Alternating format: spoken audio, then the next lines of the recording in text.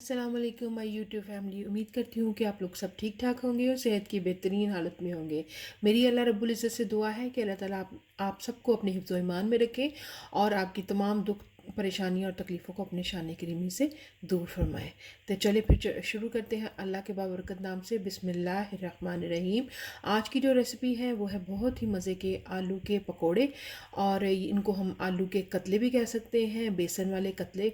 तो वो मैं बनाना शुरू करती हूँ। तो उसके लिए मैं तकरीबन 2 अदद बड़े साइज़ के आलू लिए थे और उनको मैंने गोल गोल शक्ल में काट लिया था और इनको मैंने धो लिया है। इसको मैंने पानी में डाल दिया है और पानी में डालने के बाद अगर आप इसको पानी में डालेंगे तो उससे ये फ़ायदा होगा कि इसका जो स्टार्च है वो इसमें से निकल जाएगा और हमारे पकोड़े बहुत ही खस्ता और मज़े के बनेंगे।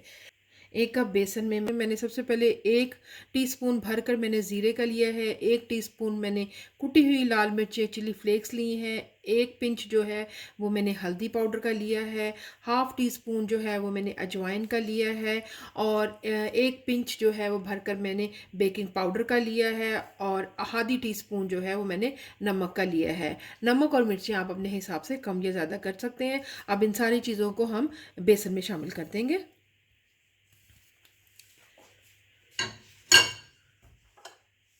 और साथ ही मैंने लिया है 2 अदद मैंने मिर्चें ली थी हरी और उनको मैंने अच्छे तरीके से बारीक चॉप कर लिया है और तकरीबन 3 टेबलस्पून के करीब मैंने धनिया लिया था।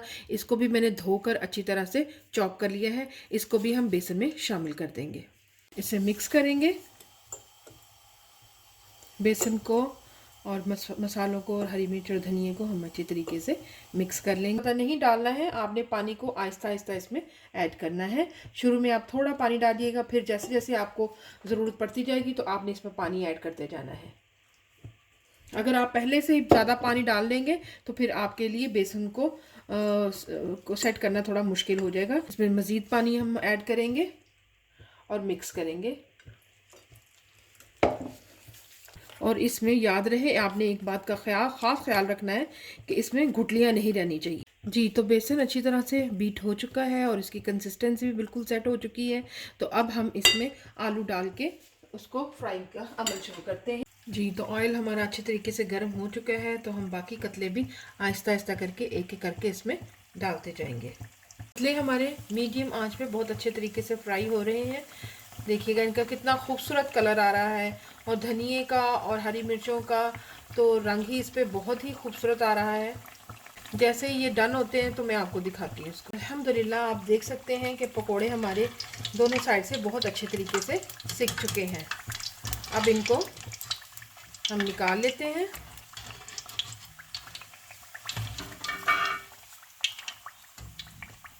और दूसरे बैच की तैयारी करते हैं और इसमें दूसरा बैच भी डाल लेते हैं। जी, आप देख सकते हैं इनका कलर कितना खूबसूरत कलर इनका तैयार हुआ है बनकर। जी, तो मैंने अगला बैच भी डाल दिया है। जी, तो ये बैच भी हमारा तैयार है, इसको भी हम निकाल लेंगे।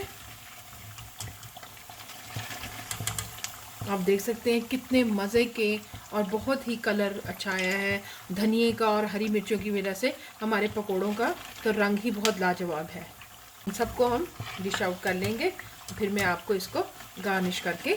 जी, तो हमारे बहुत ही मज़े के आलू के पकोड़े या आलू के कतले बेसन वाले बिल्कुल तैयार हैं। इस स्टेज पे मैं थोड़ा सा चाट मसाला लूँगी, तकरीबन 1 पिंच के करीब, और वो भी इसके ऊपर छिड़क दूँगी। इसके साथ ही हमारे आलू के पकोड़े तैयार हो चुके हैं। तो मुझे दें आप इजाज़त, लेकिन जाने से पहले प्लीज़ मेरे चैनल को अगर आपने सब्सक्राइब नहीं किया है अब तक तो प्लीज़ सब्सक्राइब कर लें, और अगर आपने लाइक नहीं किया तो लाइक कर लें, और प्लीज़ फैमिली और फ्रेंड के साथ शेयर भी कर लें। तब तक मुझे दीजिएगा इजाज़त और फिर मिलते हैं एक और नई रेसिपी के साथ। अल्लाह हाफिज़।